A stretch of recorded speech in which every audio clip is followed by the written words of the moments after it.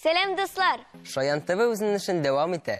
Наил, беләсезме, бүген без Бельгиядә яшәүче Лилия Павалиева белән элемтәгә чыгачакбыз.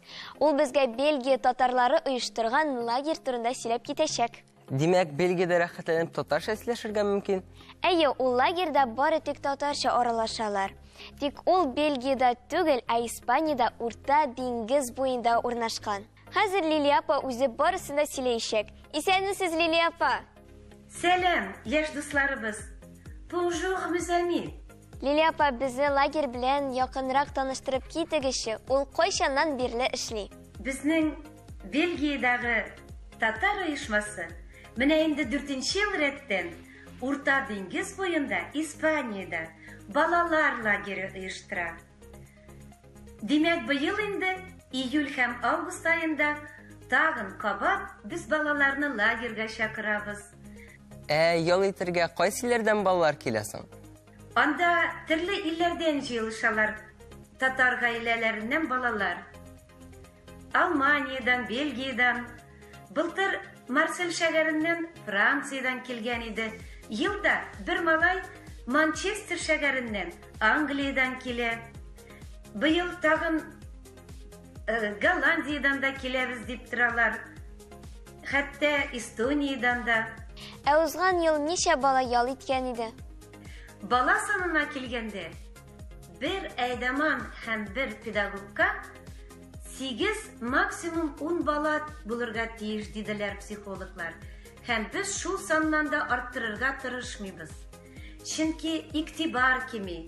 Балалар уйнаганда үпкәләү булмасын дип, көнләшү, тату матур гына җәй көнен уздырсыннар өчен бала санын күпкә арттырмыйбыз.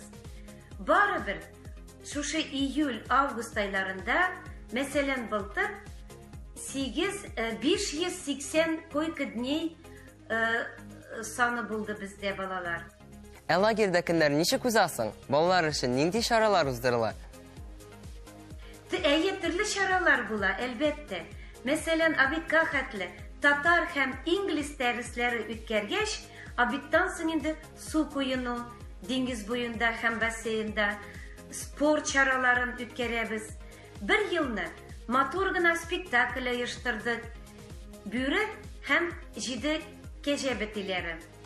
Былтыр Кызыл калфак, ягъни сезгә таныш булган Красная шапочка әкияте уздырдык. Лилия апа, лагерьдә Татарстаннан балалар ял итә аламы? Һәр елны балалар Татарстаннан үзеннән дә киләләр. Без бик шат Татарстаннан татар теле белүче балалары килгәндә, чөнки алар безнең балаларга укытучы кебек килә. Аңлашылды. Лилия апа, лагерьдә милли ризыклар әзерлиләрме соң? Күбесенчә инде без үзебезнең милләт ризыкларын сайлыйбыз. Ләкин Испаниядә бик күп төрле балыклар, свежий, бүген тотылган, һәм яшелчә җимешләр бүтән төрле.